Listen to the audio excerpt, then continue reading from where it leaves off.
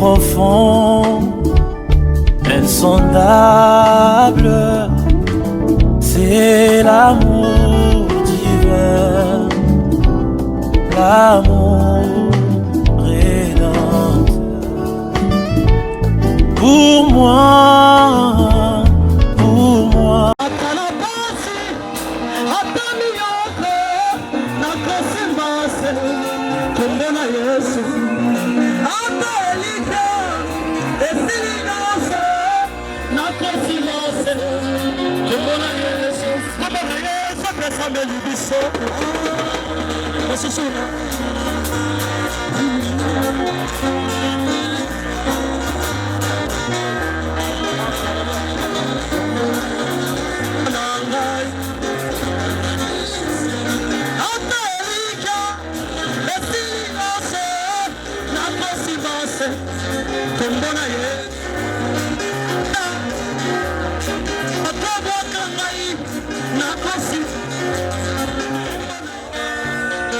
Est-ce que nous acclamons pour le roi des rois,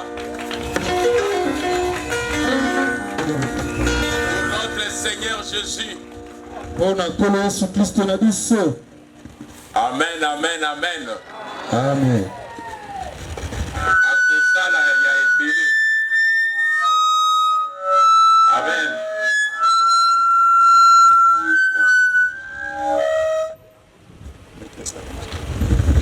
Amen.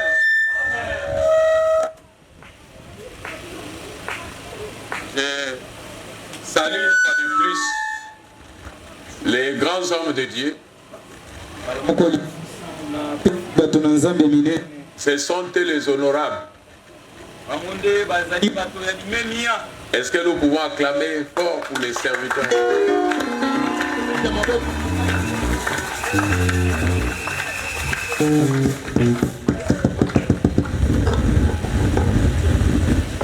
Amen.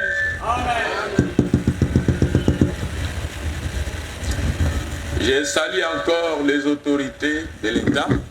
Na pesi lisusu mbala moko lisusu bakonzi ya bokulaka losako le président de Nzete Moko, wa liboso ya Nzete Moko, le responsable pe bazwi mokumba ya kobatela eteni ya mboka, sans commencer, sans oublier notre président Denis Sassou Nguesso. Zanga ete nakoka kobana liboso moto ya liboso ya lokumu Denis Sassou Nguesso. Amen. Amen. Son gouvernement.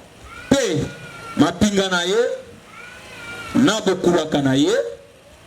Et surtout beaucoup plus aussi vous qui êtes arrivés ce soir. Mingi mingi na koleka bino baye bozu pifo ya koya na poko ya lelo. Que le Seigneur Jésus-Christ nous bénisse. Tika ete kolo Yesu Kristo apambino. Amen. Hier nous avions parlé sur la nouvelle vision sur Dieu. Lobi to sololaki likolo ya bomoni ya sika ya Nzambe. Cette nouvelle vision, lolenge ya sika ya bomoni ya Nzambe. Amen. Amen. C'est pas vraiment une nouvelle vision. Ezali penza lolenge ya komona ya sika te. C'est l'ancienne vision au temps des apôtres. Ezali lolenge ya komona ya kala na tango ya batoma. Ils étaient tous en commun accord. Bango baso bazalaki na boyokani. À Jérusalem, il y avait une église et tous les apôtres partaient prêcher là-bas. Kuna na Yerusalema, ezalaka na eklezia kaka moko batoma baso bazalaka kokende koteya na esika mei. L'esprit de l'unité. Ezalaki na molimo ya bomoko. Les dénominations, les noms des églises. Babibongiseli pe bakombo ya eklezia. C'est ça qui a séparé les frères, les sœurs et les serviteurs de Dieu. Yangonde ememi bokabwani na babiklezia pe basali na Nzambe pe bana na Nzambe. Si vous allez dans chaque église, kasi siko kei na eklezia moko na moko, il est faut que lire ces livres. Bango baso batanga kaka buku oyo. Est-ce qu'il y a une église ici qui ne lit plus la Bible? Ezali na eklezia moko awa oyo batanga ka Biblia te. Tous nous lisons la Bible. Donc nous devons suivre la vision de la Bible.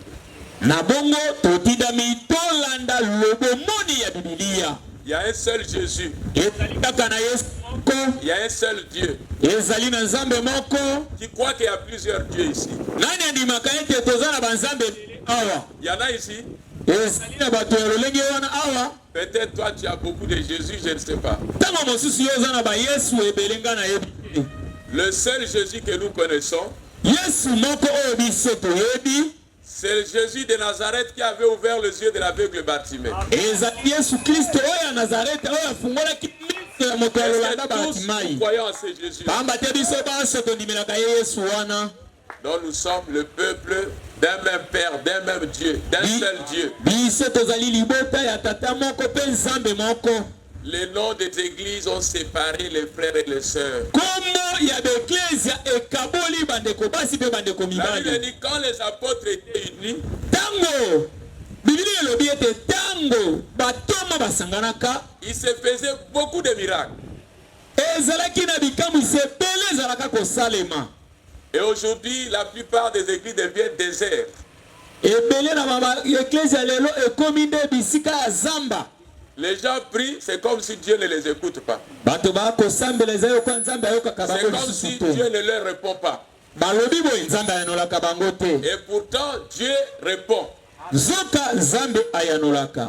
Mais pourquoi Dieu ne répond plus? Nzambe azali koyanola bango te mpo na nini? Parce qu'il n'y a plus d'amour entre nous serviteurs. Ezali po ete bolingo ezali te biso na biso basali na nzambe.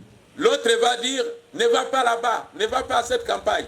Mosusu okoki koloba kokende kuna te kokende na esika wana Nous adorons le bakopalisa sango Seigneur te. Jésus. Nzoka biso baso tokosambela kolo Yesu Kristo. D'autres, ils ont mis l'étiquette de leur père spirituel. Bamosusu tu elongi ya tata molimo na bango batei. On devait mettre l'étiquette de Jésus-Christ. Na esika batia elongi ya Yesu Kristo. C'est Jésus que nous prêchons aujourd'hui. Ezali Yesu oyo tozali koteya lelo. On n'a pas besoin de la gloire du monde. Tozali na posa ya lokumu ya mokili Mais te. parfois, si le monde nous les donne, c'est à cause de Jésus. Soki mokili ekopesa biso kembo wana ezali nde na ntina na Yesu. Amen. Amen.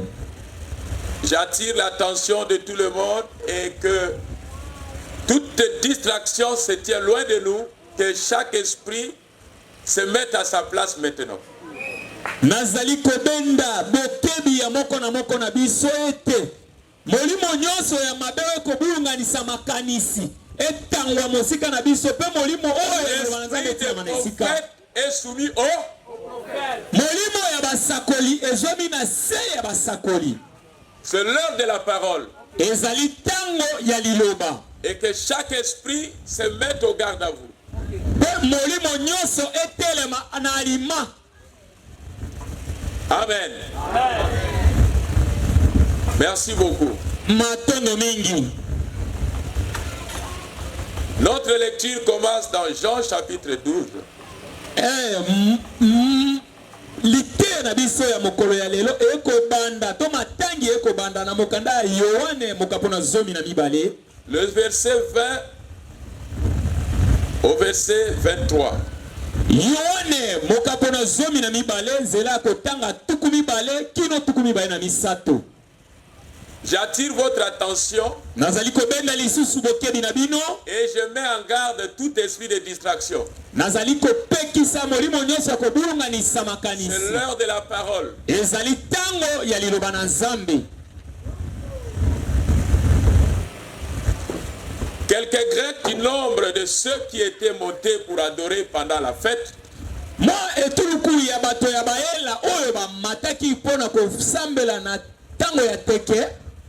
s'adressèrent à Philippe Bango balobelaki Filipo. de Bethsaïda en Galilée Filipo ya Bethsaïda kuna na Galilea. et lui dirent avec instance, Bango bazalaki kolobela ye na kolobela ye na bokasi. Seigneur, Nkolo, nous voudrions voir Jésus. biso tolingi tomona Yesu. Philippe alla le dire à André. Filipo akei kolobela André. Puis André et Philippe le dirent à Jésus. Pe Filipo na Andrea bango bakei kolobela Yesu. Jésus leur répondit, Yesu ayanoli bango. l'heure est venue Ntango eyei. où le Fils de l'homme doit être glorifié. Oyo mwana na moto etindami apesa kopesama lokumu. Prions, Saint-Esprit. Tobondeli molimo mosantu. Ton nom est Jésus-Christ. Nkombo na yo Yesu Kristo. Nous te disons grand merci Biso totondi yo botondi. pour cette lecture bénie. Pona litangi yo epambwami. Il n'y a pas une lecture qui dépasse la Bible dans le monde entier. Ezali na litangi moko te eleki Biblia na mokili. Il n'y a pas un livre qui dépasse la Sainte Bible dans le monde entier. Ezali pe na buku moko te eleki buku mosantu na mokili mobimba. C'est le seul livre éternel que tu nous as laissé. Ezali buku mosantu oyo tikela biso. Comme a dit l'apôtre Paul, Lokola ntoma Paul qu'il alobaki. soit un ange du ciel, Yo ezala omwanzelu na lola. que personne Moto moko te. puisse ajouter ni retrancher Aya kolongola to abakisa. ce qui est écrit dans ces livres. Maema komami na kati ya buku esantu Si le eye. fait qu'il soit anathème, Soki akosala yango alakela mamade. Saint-Esprit, Molimo mosantu. ton nom est Jésus-Christ. Kombo na yo Yesu Kristo. Nous te disons merci pour cette grâce, Biso totondi yo pona ngolu eye. pour cette opportunité. Pona libaku malamu epesameli Tu nous biso. as réunis ici comme un seul Yo peuple. esangisi biso lokola libota moko. Oh Saint-Esprit, Oh molimo mosantu. place cet amour, ton amour divin en nous. Yo tia bolingo ya bonzambe oyo Que katikati na nous moko na puissions nous biso. aimer encore davantage. Biso tolingana lisusu na koleka. Et que les barrières tombent. Tika ete bifelo bikweya. Qu'il n'y ait plus, je suis des catholiques, je suis des protestants, je suis des kimbangistes, je suis des tabernacles. Makambo mae, ngai nazali moko ya bato ya misioni, ngai nazali moko ya bato ya mupe, ngai nazali bato ya bikezi ya bibongiseli. Makambo mana mazala te. Que nous puissions dire tous nous sommes de Jésus-Christ. Biso tokoka koloba ete biso baso tozali ba ete okotalela Yesu Nous Kristo. sommes des chrétiens Tozali ba Kristo. de la nationalité Saint-Esprit. Oyo eteni na mboka na biso nde molimo mosantu. Ainsi Seigneur, Na bo ekolo, je t'invite, je t'appelle. nabengi yo, Mais avant nabeleli que je yo. t'appelle, tu étais déjà là. Liboso ete ngai nakoka kobenga yo yo esi ozalaki. Que ton nom soit loué, Seigneur. Tika ete kombo na ekumisama. Je suis sur le chemin du devoir. Nazali kati na mosala ya momesano. C'est toi qui m'avais dit Yo nde olobelaka ngai. d'aller donner sans argent, sans rien payer. Opesaki ngai yango zanga mosolo zanga kofuta. Je suis sur le chemin du devoir. Ngai nazali na kati na nzela ya mosala ya Tu momesano. n'exposeras pas ton serviteur. Yo okotia libanda te mosali na Tu yo. le protégeras Yo kobatela ye. contre toutes les flèches, Kotelemela bambanzi nyonso. contre toute la puissance de l'ennemi. Kotelemela binguya nyonso ya Et milimo tu mabe te monguna. protégeras ce peuple Mpe yo kobatela libota eye. et tes serviteurs qui sont Mpe ici, basali na yo baye les bazwami eye. enfants et les bébés, Bana mpe baboti. et pourquoi pas toutes les personnes de ce village. Mpo na nini te bato ya esika oyo na mobimba na yango. Protège chacun de nous, Seigneur. Pambola moko na moko na biso tobatela moko na moko na Je biso. prends sous mon contrôle Ngai nazwi bokonzi to makoki tout esprit ya molimo nyonso qui ne confesse pas le nom de Jésus, oyo ekotatola kombo na Yesu te, qui ne dit pas amen à la parole. oyo ekoloba ezala se bongo te na Tout liloba. esprit de l'opposition, Molimo nyonso mabe ya tout kotelemela, esprit de l'enfer, molimo nyonso mabe ya lifelo, de la haine, de ya la koyiba, discorde, ya kokabwana, de Satan, ya satana, de l'obscurité, ya molili de tu, la sorcellerie, kindoki, tout esprit molimo nyonso ya mabe oyo ezali moyindo tu, qui ne peut pas louer le Créateur, oyo ezangi makoki ya kokumisa mais qui mokeli, est perdu dans ce monde, oyo ebungisami na mokili qui est en oyo, train d'errer. oyo ezali koyengayenga Et pour faire du mal aux enfants, mpona kosala mabe epai ya bana na nzambe. je le prends sous mon contrôle. Nazwi makoki, Je le prends sous le contrôle du Saint-Esprit. nazwi makoki nango na nguya molimo mosantu. Je bénis l'auditoire invisible. Napamboli eklezia Je bénis ekomonana, l'auditoire visible. nakopamboli mpe eklezia emonanaka Je bénis te, les saints anges. napamboli mpe basantu ba Je bénis nzelu, l'ange de la guérison. napamboli ye L'ange de la délivrance. mosantu ya kokangola, L'ange puissant. anze ya nguya, L'ange de l'alliance. anze ya boyokani, Le Saint-Esprit. molimo La mosantu, colonne de feu. likonzi na La moto, nuée de gloire. lipete na kembo, Le nom de Jésus. kombo na Yesu, Et Jésus-Christ à la gloire. mpe Yesu na kembo, Sois élevé, éternel. tombwama nkolo, Sois glorifié, éternel. liwakumisama, Sois acclamé, sois acclamé. yobetela babetela yo mibolo, Car tu es Dieu. pamba te yo ozali Car tu nzambe, es Dieu. yo ozali nzambe. Tu béniras, tu sauveras, tu guériras, tu rempliras du Saint-Esprit. Que ta parole soit complète. Oh Seigneur Dieu, sois loué, sois exalté. Sois acclamé encore. Car tu es vivant au siècle des siècles. Tu étais mort, tu étais ressuscité. Et tu vis dans la gloire. Et tu vis au milieu de nous. Merci Jésus. Merci Jésus. Aucune puissance, aucun pouvoir ne pourra te pointer du doigt. Car le ciel est pour toi. La terre est pour toi. Tu as créé toutes choses. Et aucun esprit ne pourra nous dominer pendant que nous sommes à ton service. Viens Seigneur. Où est ton serviteur? Oh, je n'ai rien à dire. Donne-moi ta parole. Donne-moi ta parole. À toi Jésus. Bénis les saints écritures. Bénis le pasteur Bini. Et le tabernacle ici. Et tous les frères et sœurs. Au nom du Seigneur Jésus.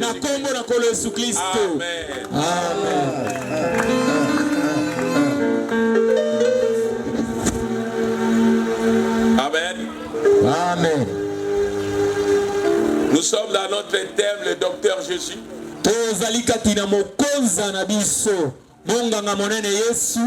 Hier, Dieu a guéri beaucoup de gens. Et je crois que d'autres étaient allés voir leur guérison à la maison. Et aujourd'hui, Dieu fera plus encore. Tu dois prier le Dieu que tu vois. Tu ne dois pas prier l'imagination. Il faut voir le Dieu que tu pries. Le Dieu de ces hommes. Notre Dieu, votre Dieu. Le Seigneur Jésus-Christ. Amen. Amen. Alors, pour une meilleure audition, quelques Grecs du nombre de ceux qui étaient montés pour adorer pendant la fête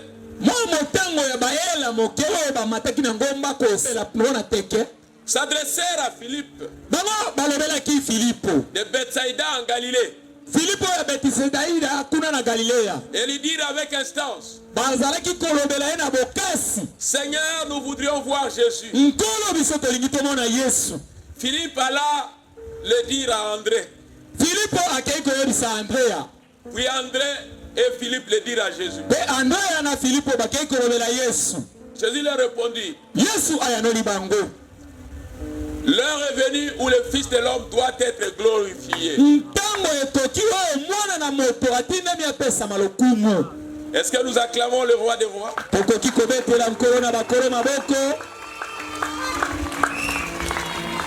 Amen. Amen. C'était comme ce soir. Les gens venaient, ils voulaient voir Jésus.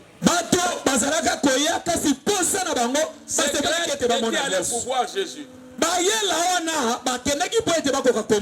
ce n'était pas facile de voir Jésus. Vous savez qu'il y avait de foules de gens qui le suivaient. Jésus était sécurisé, encadré.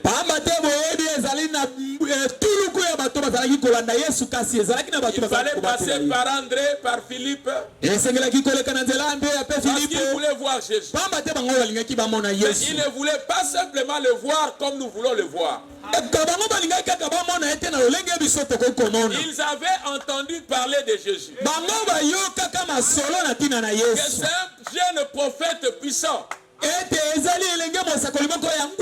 Puissant en parole. Ils avaient entendu le miracle de Jésus.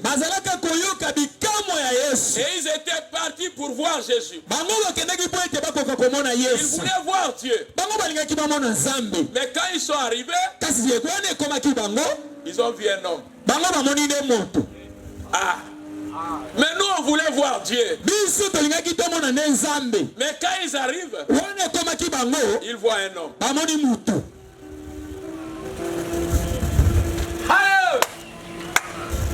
Dieu était esprit. Nzambe azali molimo. Tu ne peux pas voir l'esprit. Yo ozangi makoki ya komona molimo. Est-ce que tu connais la couleur de l'esprit? Yo oyebi langi ya molimo.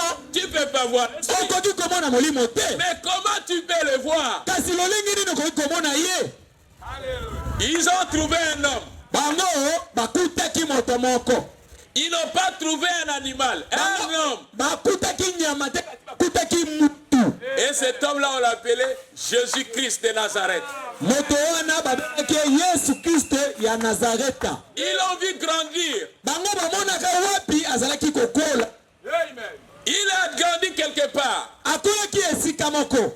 Il dit que son père. Alobi ete tata na ye. Amen. Amen. Bien menuisier. Azalaki de mosali mabaya. Mais lui, son histoire est douteuse. Kasi ye makolo na ye ezali ekobeta tembe. C'est comme si on ne connaît pas vraiment son vrai père. Ezali lokola bayebi penza malamu te tata na ye. Mais lui, il est en train de faire tout ce, en train d'attirer les gens vers lui, d'attirer les gens vers lui. Qu'est-ce qui se passe à cet homme? Kasi ye oyo bobotami na ye ememaki mbilinga azalaki na makoki tongwiya ya kobenda bato ebele na esika ya azalaki. Mais ce qui nous surprend, oyo ezali kosutukisa to kokamwisa biso, il n'y avait pas un homme de sa génération ezalaki na mutu te oyo bazalaki ekalo na ye qui pouvait avoir la sagesse comme celle de Jésus. oyo akokaki kozala na bwanya lokola Yesu. Parce que pamba te même les vieillards ata mibange ne pouvaient pas se tenir devant lui. bazangaki makoki ya kotelema liboso ya Parce qu'il avait une sagesse, azalaki na bwanya il dépassait. oyo elekaki likolo. Ils ont trouvé un homme, bakuti motu et pourtant, zoka ils voulaient voir Jésus, en quelque sorte, voir le miracle. balingaki bamona Yesu. Qu'est-ce qu'ils ont à faire avec un homme? Ils ont entendu que ces jeunes prophètes, voilà ce qu'il est en train de faire, tout ça. Les malades sont guéris, les démons sont chassés. Bon, nous on doit voir cet homme, voir ce qu'il est en train de faire. bango basilaki koyoka masolo nyonso na etali Yesu elenge mosakoli wana abikisaka bato asekisaka bato asalaki makambo bikamwa ndenge na ndenge na bongo esukumaki bango ete bakoka komona mayeye azalaki kosala. Mais dommage que quand ils arrivent, ekamwisaki wana ekomaki bango ils voient un homme comme mon frère là. bango bamoni nde mutu ya mutu lokola ndeko na ngai ya mobali. Nous on pensait voir Dieu, ces jeunes prophètes. biso tobanzaki ete tomona nde nzambe ezali nde elenge mosakoli oyo. Amen. Amen, amen, amen. Amen. Vous savez pourquoi les gens sont toujours malades, ils ne sont pas toujours guéris. Oyebi mpona nini bato ntango nyonso bazalaka na bokono babikaka te. Et si chacun connaissait la maison de Dieu, là où Dieu vit, soki moko na biso akukolaka bisika oyo nzambe avandaka, chaque matin chacun allait toquer la porte de Dieu. moko na biso ntango nyonso tolingaki tokende kobeta ndako ya nzambe. Mais Dieu, ouvre-moi. Hier, les démons m'ont attaqué hier. oyo nzambe fungola ngai lobi bajabulu banyokolaki ngai.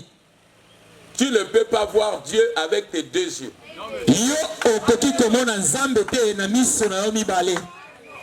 Tu as emprunté un autre chemin pour voir Dieu, mais tu n'as pas vu Dieu. yo ozwi nzela mosusu ete okoka komona Yesu nde okoka komona nzambe omoni ye te. Tu as vu un féticheur, tu as vu un marabout. C'est pas Dieu. omoni moto na soloka moto ya nganga kisi ezali nzambe te. Mais jusqu'à aujourd'hui, tu cherches comment voir Dieu. kino lelo okoluka lolenge nini omona ye nzambe. Et ces Grecs-là aussi, baela wana pe ils voulaient voir Dieu. bango mpe balingaki bamona nzambe. Ils n'avaient rien à faire avec Jésus. bango bazalaki na likambo te na etali Ils Yesu. voulaient la puissance de Jésus. bango basepelaka na nguya ya Yesu. Parce que ce qu'il faisait, pamba te ma Yesu asalaka un homme ordinaire ne peut pas le faire. moto lolenge tozwami akoki kosala yango te. Mais laisse-moi te dire kasi tikanga nalobela yo que Dieu, nzambe dans l'Ancien Testament, na bondeko na kala Dieu avait un endroit où la gloire de Dieu était cachée. nzambe azalaka na esika oyo nkembo Il y avait le parvis extérieur, le parvis intérieur, il y avait le Saint des Saints, il y avait le lieu saint, et dans le Saint des Saints, c'était là où était gardée la gloire de Dieu, là où Dieu était. Et tout le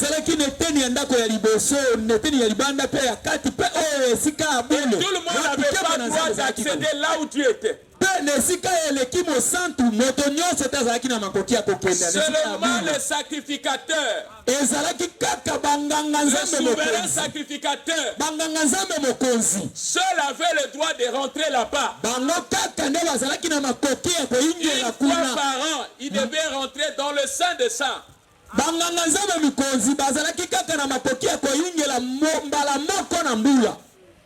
Mais quand le voile du temple était déchiré, Dieu est sorti. On a cherché Dieu, on ne le trouve plus. Mais il est parti où?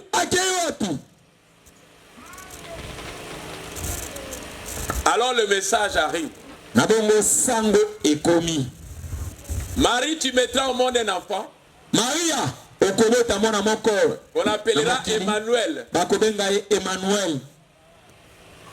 Le prince de la paix.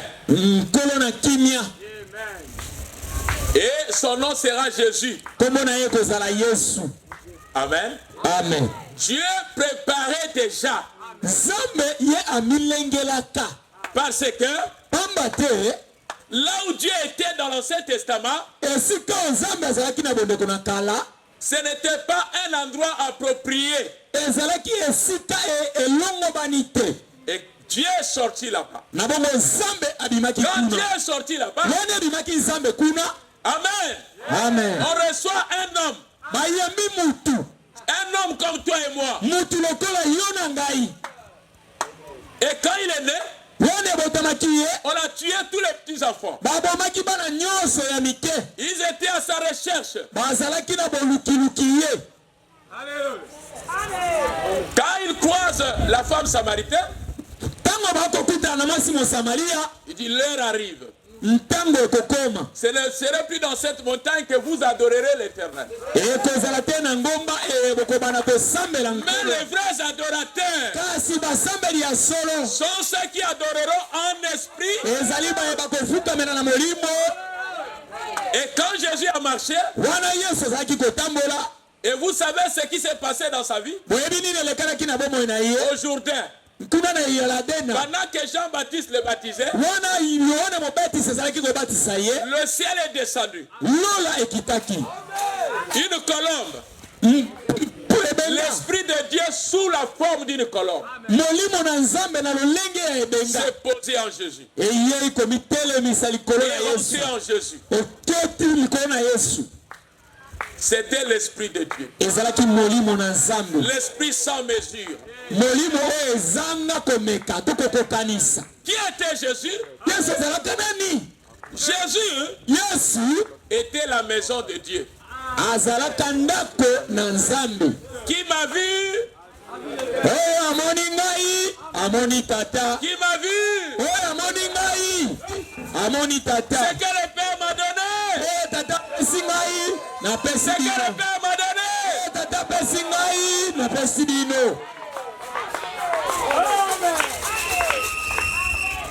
Il a commandé à ses disciples d'aller partout dans le monde prêcher la bonne nouvelle.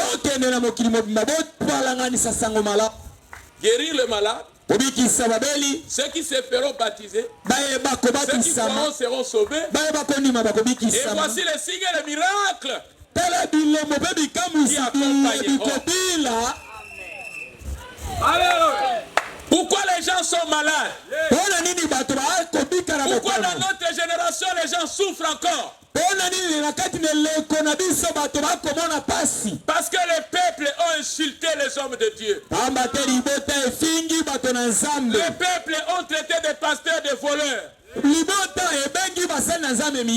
ne recevrez jamais la délivrance sans un envoyé de Dieu. Tu ne verras jamais Dieu sans un homme. Écoutons ce qu'il a dit.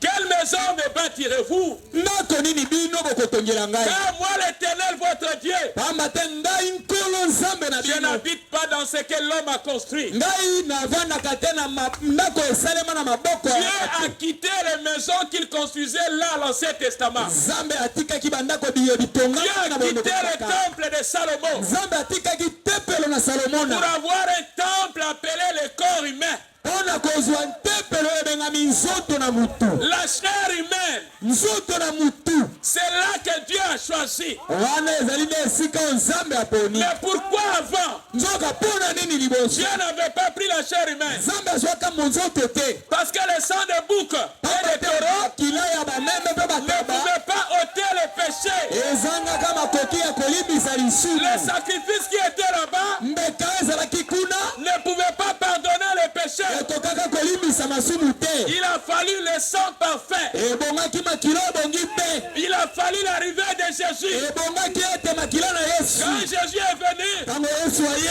Jean-Baptiste a dit, Yohana abatisa lobi. voici l'agneau de Dieu Elamo pate na Nzambe. qui ôte Oyo akolongola. le péché Simu. du monde entier. Okili mobimba. Suivez-les. Bolanda ye. Suivez-les. Bolanda ye. Je dois diminuer. Esingami na kita. Je dois diminuer.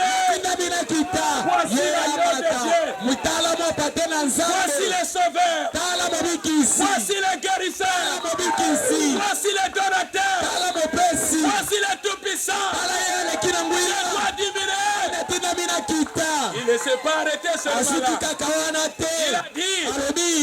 il vous baptisera du feu, Ye akobatisa bino na moto. du Pe. Saint-Esprit. Molimo. Il vous baptisera Akobatisa bino. du feu, Moto. du Saint-Esprit. Molimo santu.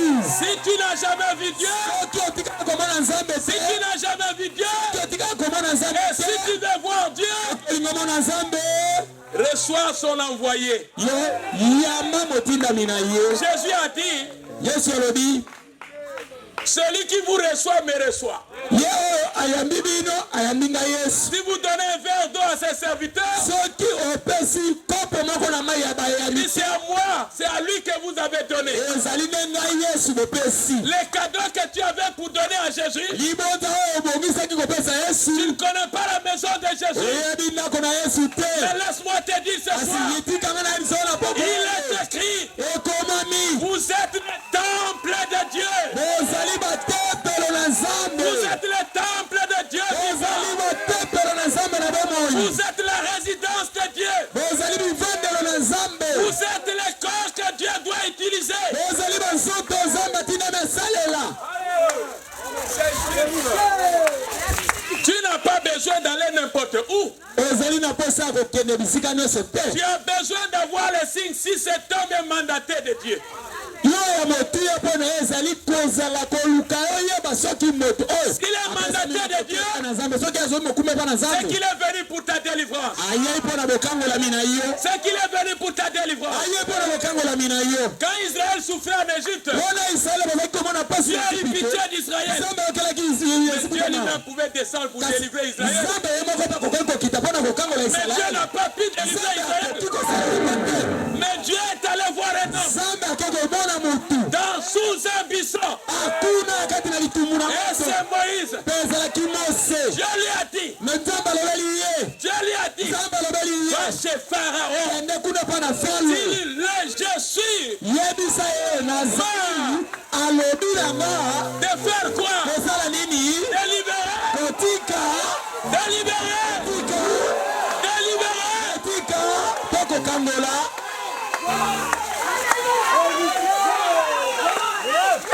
Est-ce que tu dis Alléluia? okoki koloba ezala se bongo.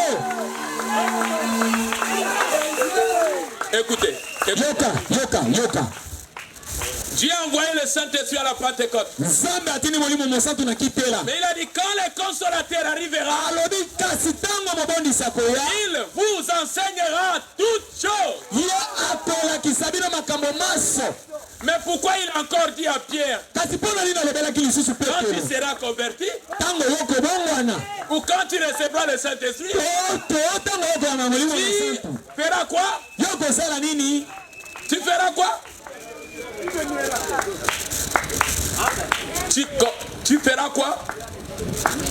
Quand tu seras converti, tu affermiras mon peuple. Pourtant, le Saint-Esprit a été envoyé pour enseigner. Mais pourquoi encore Paul?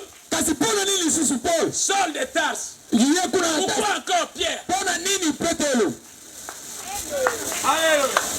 Jésus a dit, je suis le seul, vous êtes les sarmats.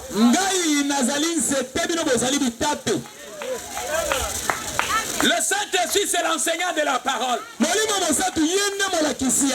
il pouvait bien aller enseigner. C'est l'homme que Dieu a envoyé à l'homme.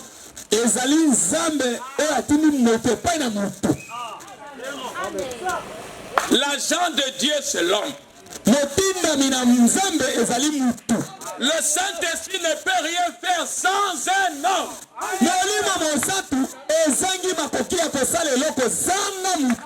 Il a dit à Ananias, je t'envoie un homme.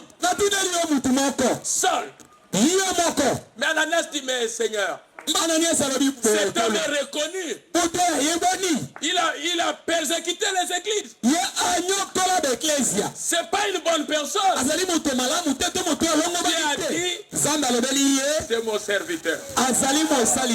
C'est mon serviteur. Tu prieras pour lui. Il va recouvrir la vue. Et il va recevoir le Saint-Esprit. Je l'ai envoyé dans des nations pour apporter ma parole. Mon frère et ma soeur, si tu veux être guéri ce soir, si tu veux voir Dieu ce soir, crois à l'homme de Dieu qui est ici. Crois que Dieu l'a envoyé pour toi. Tu ne verras jamais Dieu sans un homme. Tu ne verras jamais Dieu sans un homme que Dieu a envoyé. Le vrai problème aujourd'hui, c'est que la plupart vont dans les champs sans un appel. Il doit rester là à prier que Dieu leur parle clair. Tu dois éprouver ton appel, serviteur de Dieu. Dieu ne peut pas t'appeler dans le ministère et il ne marche pas avec toi. Non, non, non. Quand Dieu t'appelle, quand Dieu te donne un mandat, Dieu doit marcher avec toi. Parce qu'il sait qu'il y a des sorciers. Il sait qu'il y a des marabouts. Il sait qu'il y a des personnes qui peuvent te bouffer. Il ne doit pas te laisser. Moïse n'a jamais eu peur de Pharaon. Mais les serviteurs de Dieu d'aujourd'hui, ils ont peur d'aller annoncer le message au président de la République. Parce qu'il a peur, on va lui minoter. Si Dieu t'a dit quelque chose, dis ainsi dit l'Éternel. Bazangi makoki ya kokene koyebisa bakonzi ya bokulaka ekolo liloba polele uti na nzambe pamba te hapo pour que notre nation devienne chrétienne, pour que les gens se répandent, pour qu'il n'y ait plus de la délinquance. Il n'y a pas seulement l'école, il y a la prière, il y a Dieu. Mais les serviteurs de Dieu doivent savoir leur responsabilité.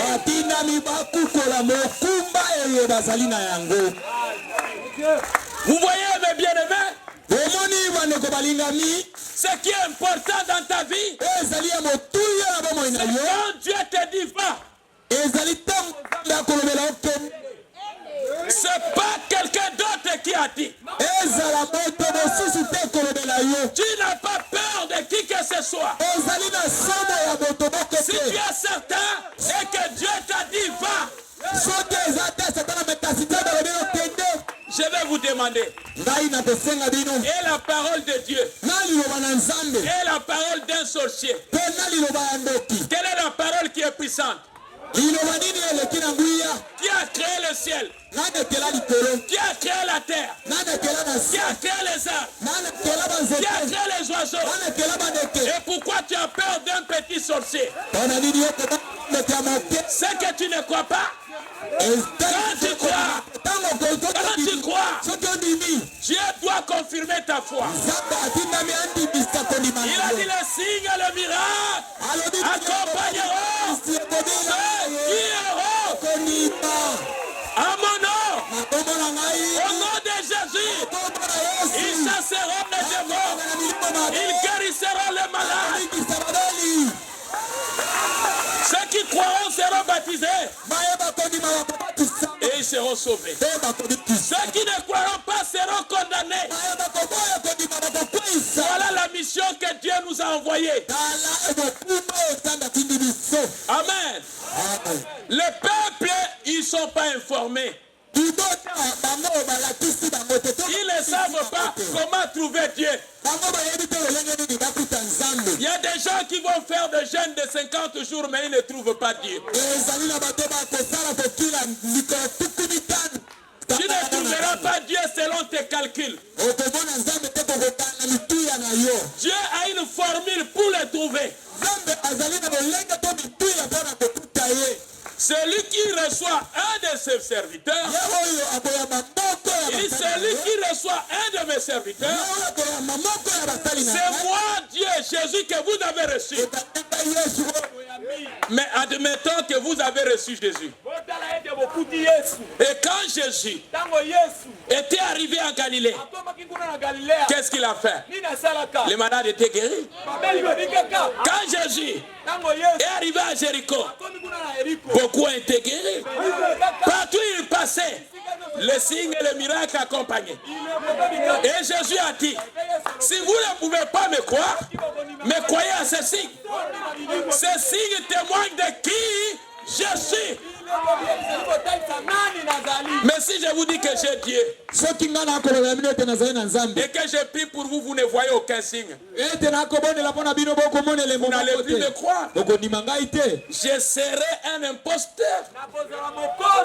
Est-ce que vous dites Amen? Mais si tu vois mon Dieu, il y a quelque chose à faire.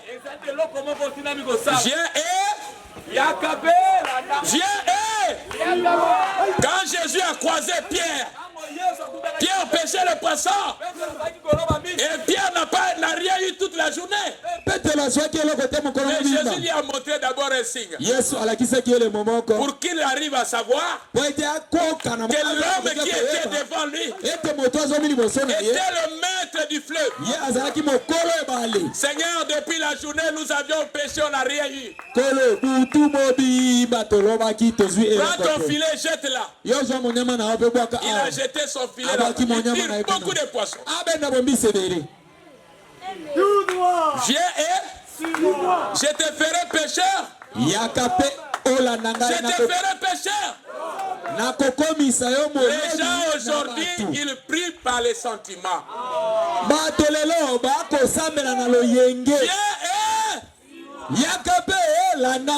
Israël ont vu Dieu à Moïse, ils ont fait quoi? Ne prends pas ta vie chrétienne à la légère.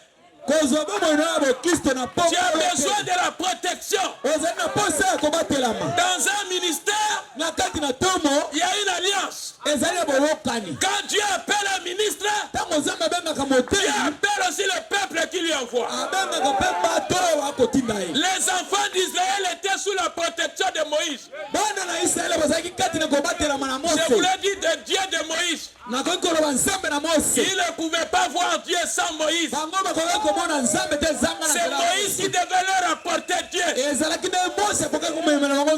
là, c'est lui l'histoire. Et wana ezalaki nde on lisolo revient à la réalité maintenant. ezongi sasa epi na Je suis venu en Nzete Moko, ye na nzete moko pas pour vous regarder et rigoler. ete mpo natala bino mpe toseka Le Seigneur m'a envoyé ici. nzambe atindi nga awa Est-ce que tu m'entends? okoyoka ngai Pour ta délivrance, mpo na bokangola bina pour yo ta guérison, mpo na kolobiko na yo pour ton baptême du mpo na Saint-Esprit. libatisa ya molimo Est-ce que mosantu tu dis Amen? okoloba ezala sebo Je ne suis pas allé là-bas. Je ne suis pas allé là-bas. Je ne suis pas allé là-bas. Je ne suis pas allé là-bas.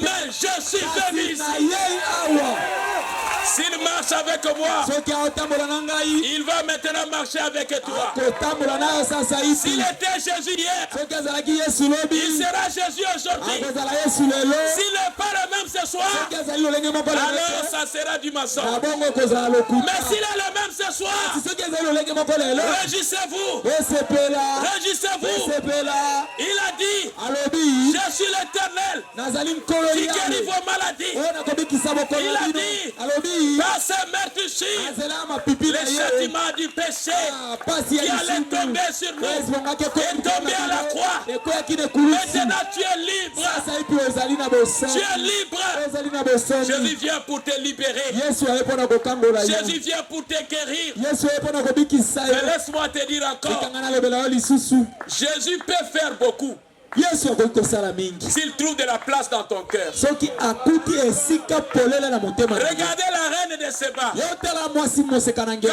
elle a écouté wana eyokaki qu'il y avait un homme qui s'appelait Salomon, ezalaki na mutu mutu moko et cet homme avait un don divin. moto wana azalaki na likabo ya Cet homme nzambe était sage. moto wana azalaki moto na Cet homme bwana avait Dieu. moto wana azalaki na nzambe La reine a quitté son pays. mokonzi na ngeli atikaki La reine a quitté son pasteur. mokonzi ya mwasi atiki mobateli La reine a quitté son église. mokonzi na mwasi atiki La reine a voyagé. mokonzi ya mwasi La reine a dit, asali mobembo si je trouve ce qu'on m'a dit, soki nakuti balobeli ngai j'ai amené de l'or, de l'argent, ngai namemi des welo corps. mpe misolo mpe makabo Voilà ce que les gens oublient. tala mayemba bato bazali Tu kobosana ne dois pas seulement prendre la guérison, okoki kaka kozwa tu dois lobiko donner les dons au Seigneur. otina mopesa makabo epai na yesu La reine est arrivée mokonzi na ngela et ekomaki elle a pris ce qu'elle avait, elle a vu exactement ye amoni mpenza kwa que oyo Salomon avait un don divin. ete salomo azalaki na likabo uta na nzambe Est-ce que tu dis Amen? olobi ezala se bongo Ne maudissez pas les dons de Dieu. yokolaki ya likabo na nzambe mabe te Bénissez les dons de Dieu. pambola likabo na nzambe Pourquoi la plupart sont dans la malédiction? mpo na nini ebele bazwami kati na kolaki S'il voit un don de Dieu opérer, soki amoni likabo na nzambe kosala il mosala se lève contre. atelemi kotelemela Mais yango si c'est Dieu qui est dans ces dons-là, soki nzambe nde azwami na kati tu ya as likabo blasphémé wana contre le Saint-Esprit. otuki molimo mosantu Et mon Dieu fait.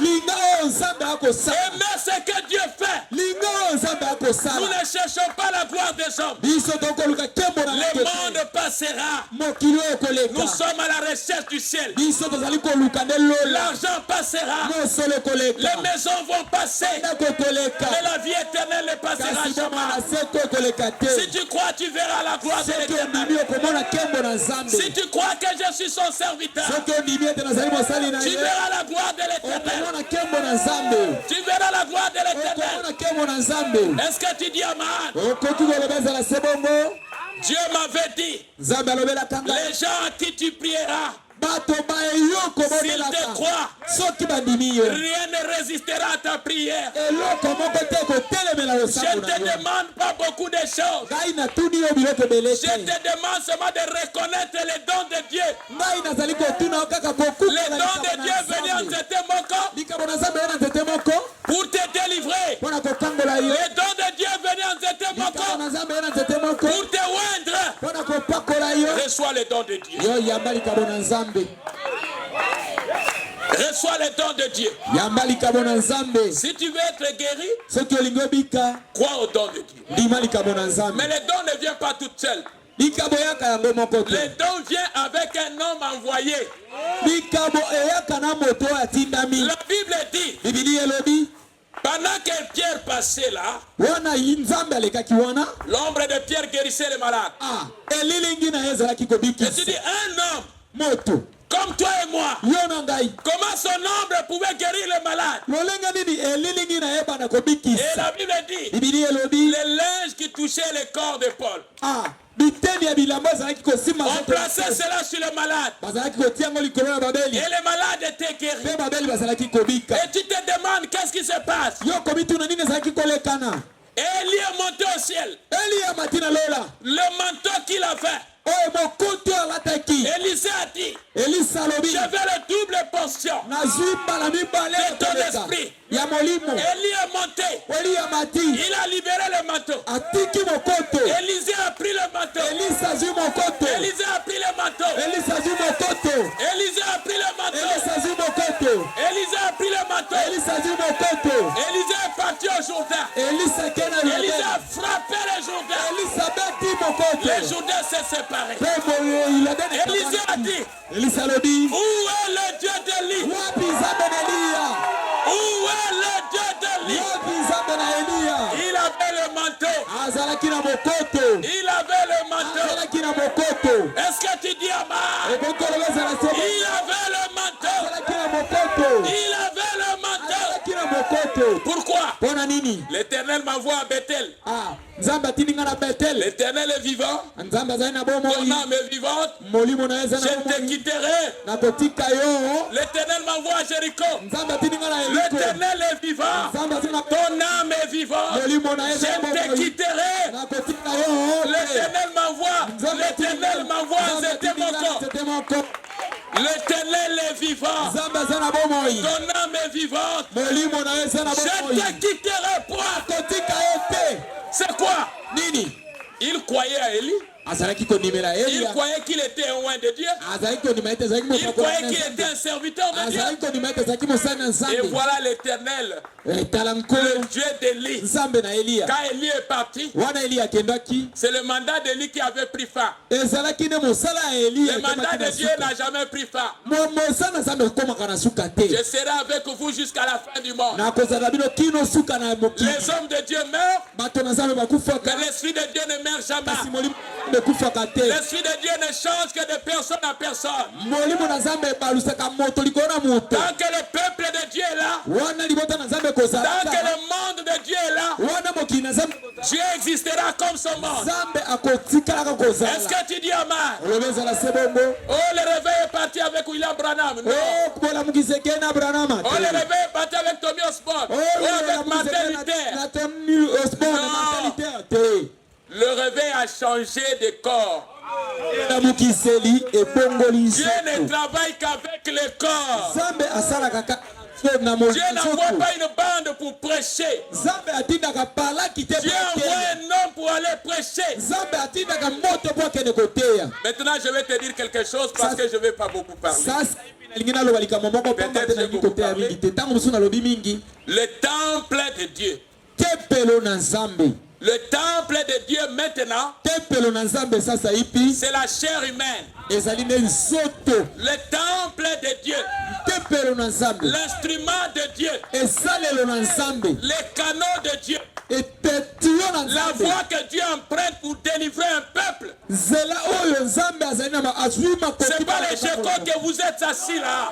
ezali te bakiti ya bovandeli La voie que Dieu empruntait pour délivrer le peuple, nzela oyo nzambe azwi mpona kokangola liboso c'est pas l'os d'un éléphant. ezali te mokuwa ya mokomboso La voie que le Seigneur a pourvu pour délivrer un peuple, nzela oyo nzambe aponi mpona kokangola moto c'est pas les griffes du lion. ezali te manzaka ya koi C'est pas la peau du lion. ezali te poso ya koi Mais la voie que Dieu a pourvu pour délivrer son peuple, kasi nzela oyo nzambe azwi mpona kangola libota c'est le sang de Jésus-Christ. ezali nde makila na yesu kristo Est-ce que tu dis Amen? okoloba ezala Mais le sang de Jésus kasi makila na yesu n'est pas une histoire. yango ezali lisolo Le te sang de Jésus makila na yesu vient avec un homme. eyaka na nzela ya motu Mais le sang de Jésus avait déjà séché. mokila na yesu esila kokauka La quantité était petite.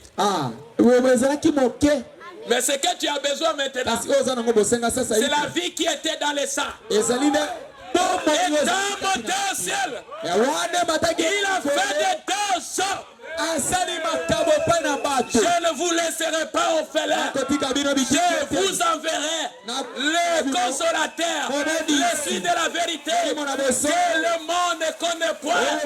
Il vous enseignera toutes choses.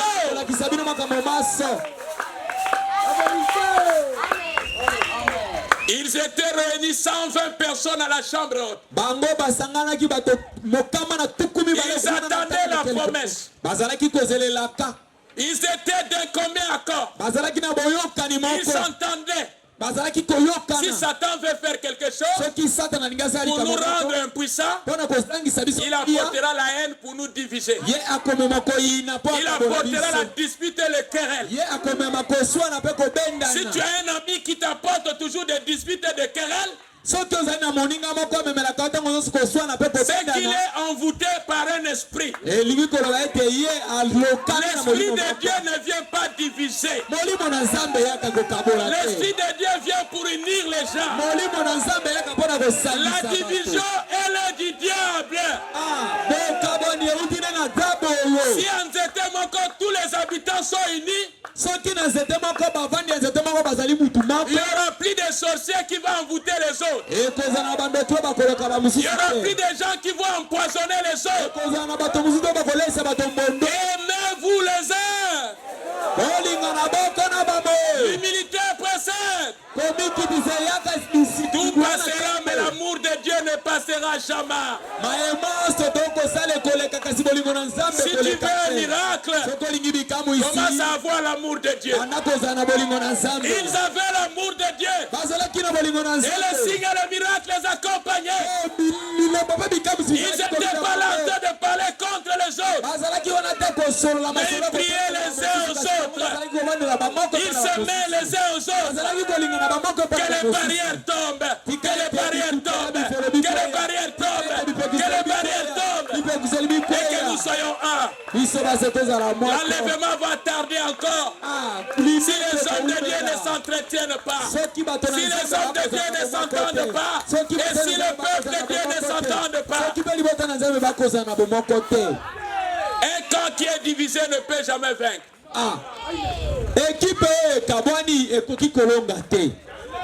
Est-ce que tu dis amen? La main dans la main et nous vaincrons. Et la victoire nous appartient. Est-ce que tu dis amen? Maintenant je t'avais dit docteur Jésus. Ça veut dire qu'il doit traiter. S'il ne traite pas, donc il n'est plus docteur. S'il ne te guérit pas, donc il n'est plus docteur. Mais il ne peut pas te guérir si toi tu ne crois pas. Il dit si tu peux. Cet homme est venu le voir. Voilà comment l'esprit a agité son enfant. Les disciples ont prié, ils n'ont pas pu. Ils ont vu Jésus. Et Jésus a dit aux parents. Il a dit au père. Il dit si tu peux croire. Amen. Amen. Ça sera fait. Ton enfant sera guéri. Et du coup, Jésus a chassé cet esprit. Et cela a agité l'enfant. Et l'esprit est parti. Mais l'enfant, le père de l'enfant a dit, Seigneur, aie pitié de mon incrédulité. Il a sauté, il a dit, je te crois. Voilà ce qui te libère, c'est je te crois. Ce qui te libère, c'est je te crois. Est-ce que tu me crois? Que je suis son serviteur. Est-ce que tu me crois? Ils ont dit qu'ils me croient. Est-ce que toi tu me crois? Que je suis son serviteur. Tout est. À celui qui croit, tout est. À celui qui croit, tout est.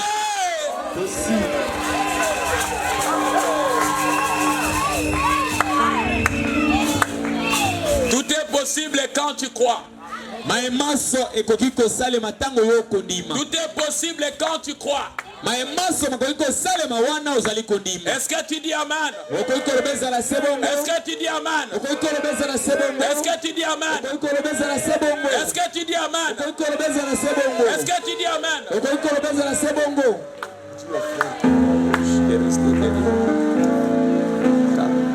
Est-ce que tu dis amen? Est-ce que tu dis amen?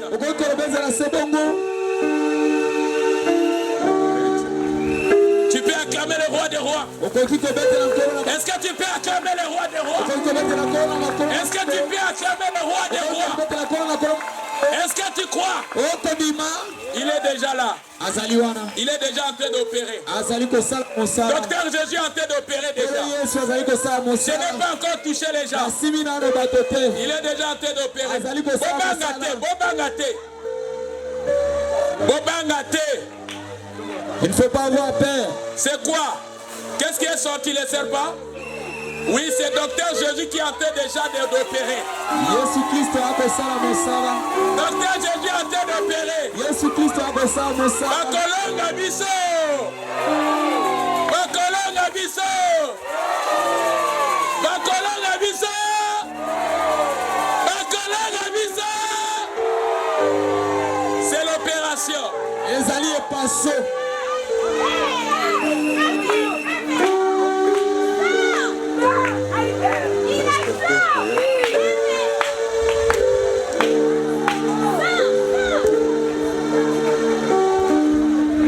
Amen.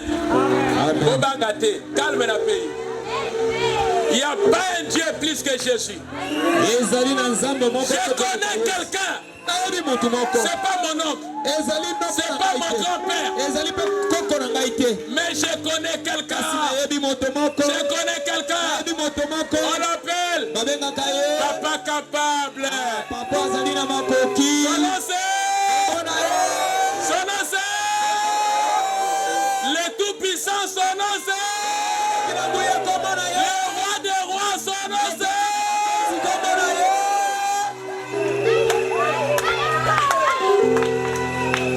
Je vais te dire quelque chose.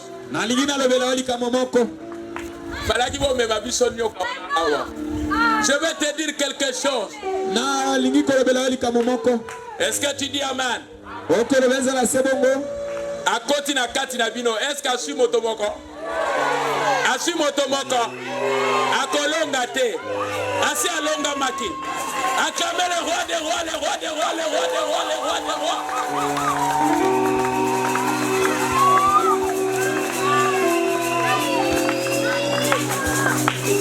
Nzambe nango ya molimo mosantu kolo Yesue.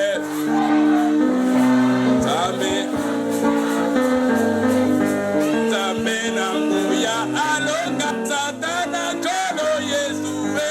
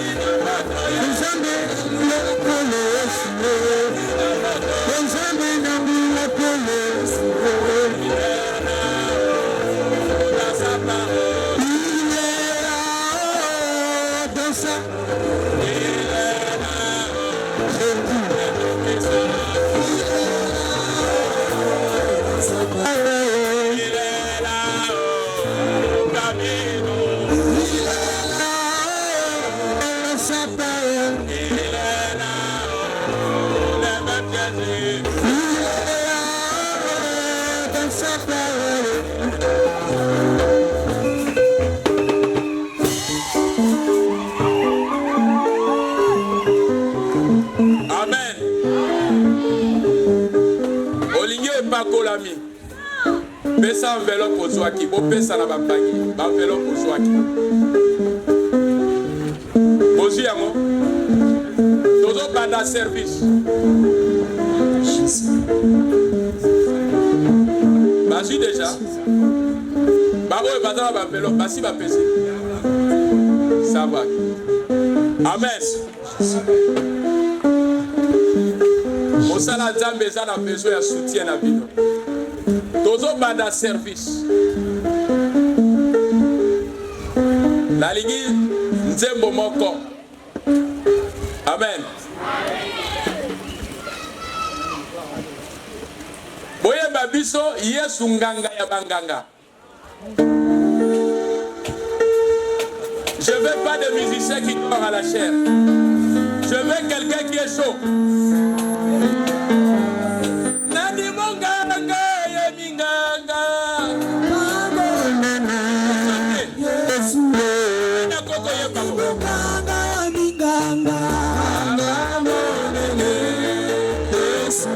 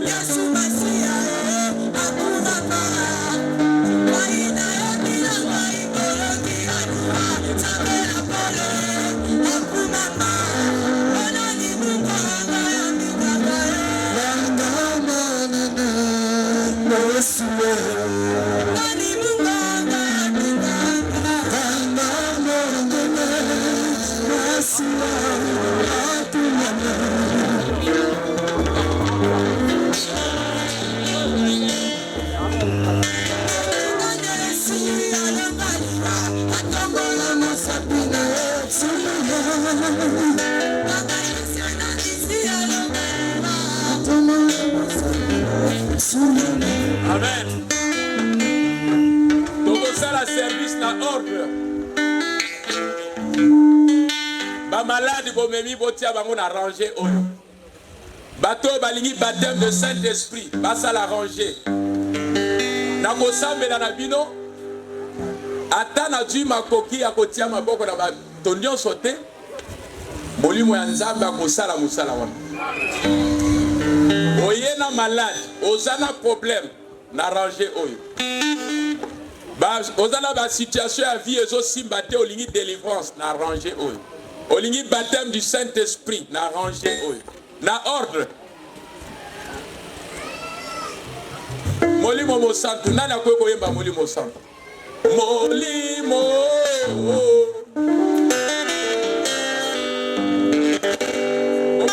Opesa ye micro.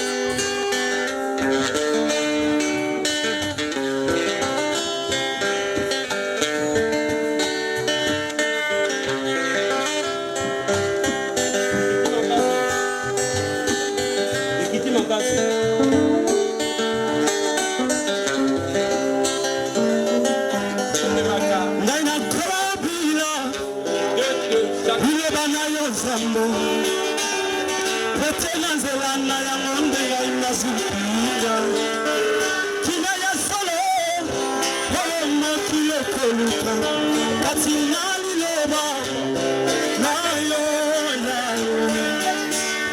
ndenga inazupira ya solo molimo santu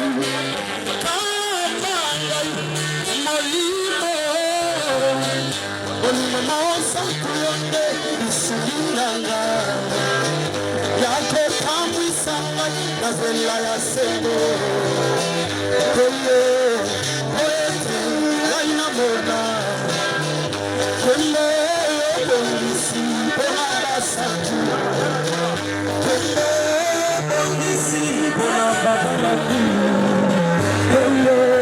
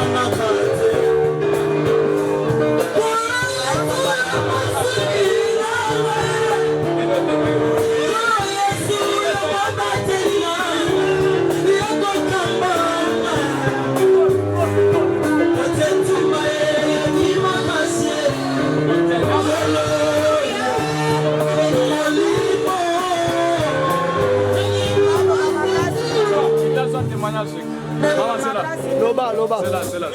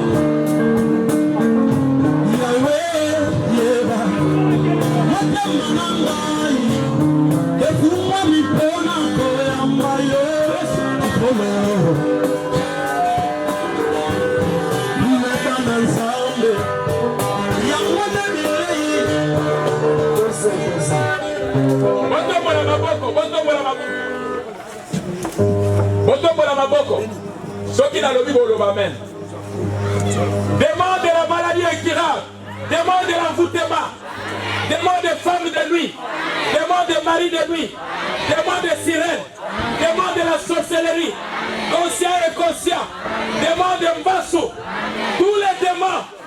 Je vous donne les gens de quitter cette chance. Allez, allez.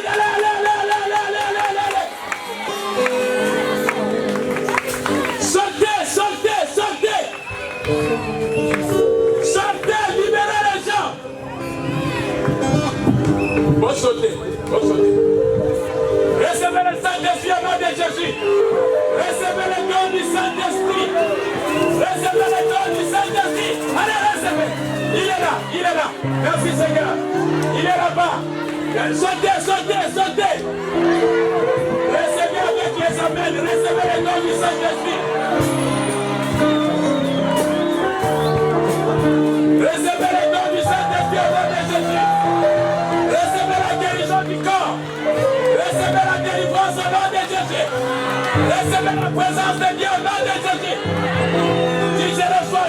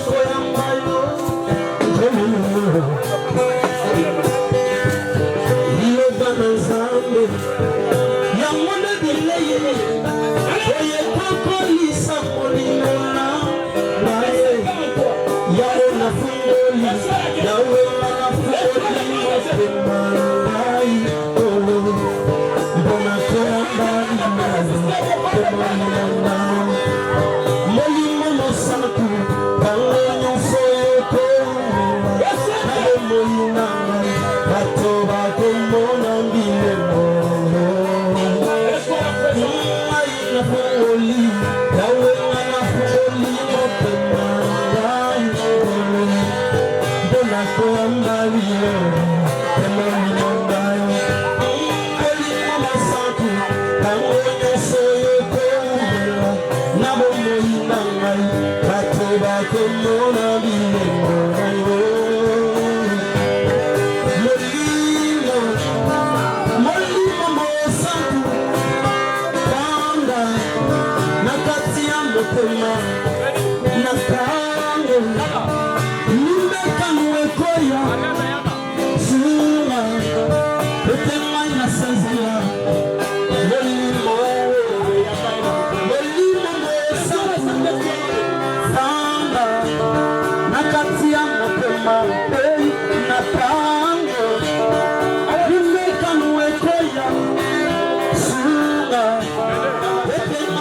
sezela ngana yebi kaka Molimo Santu azali na makoki ya nyonso mpona kobatela omoyinda ngaye ete ntango nyonso ngai nasezelela nayebi kaka Molimo Santu azali na makoki ya nyonso mpona kopangwisa omoyinda ngaye ete ntango nyonso ngai nasezela yakopanga na motema na ngai panga na mutima Molimo Santu ete ntango nyonso nasezela talamoni pepe eza makasi nga nasezela ete namemama te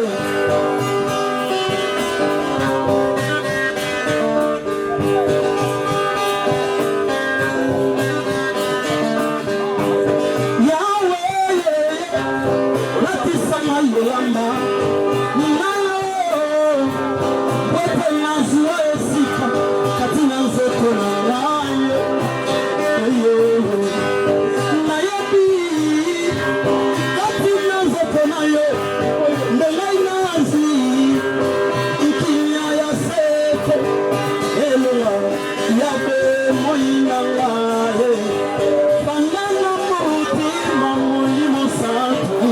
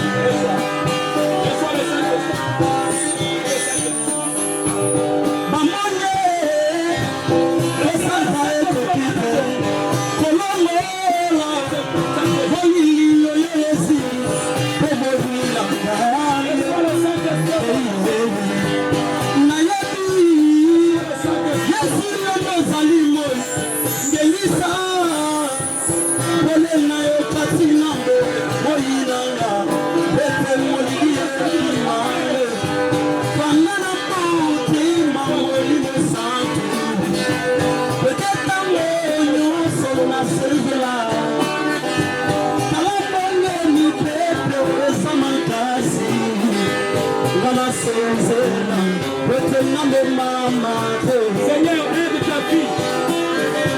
Console-la, Seigneur.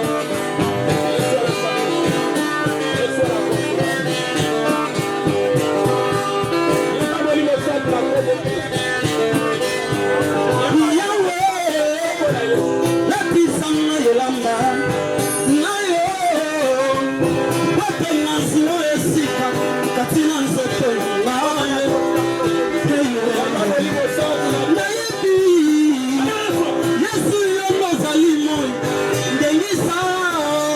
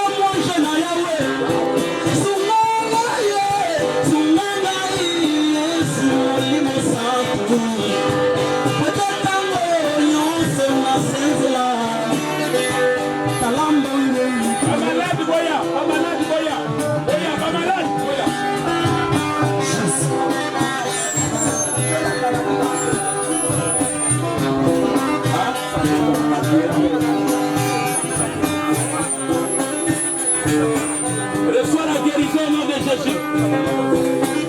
Je déloge l'homme de la mort à la foi. Reçois la guérison au nom de Jésus.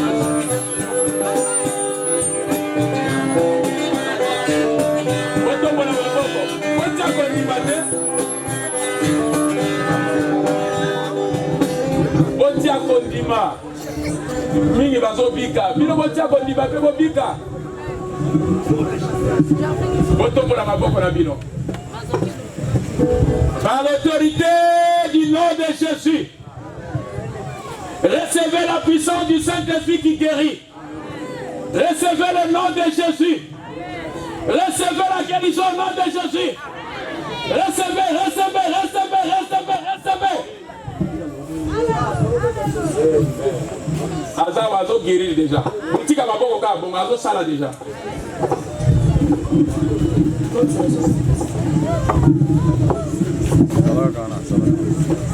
Bon fana kimia Saint-Esprit azo sala ye moko.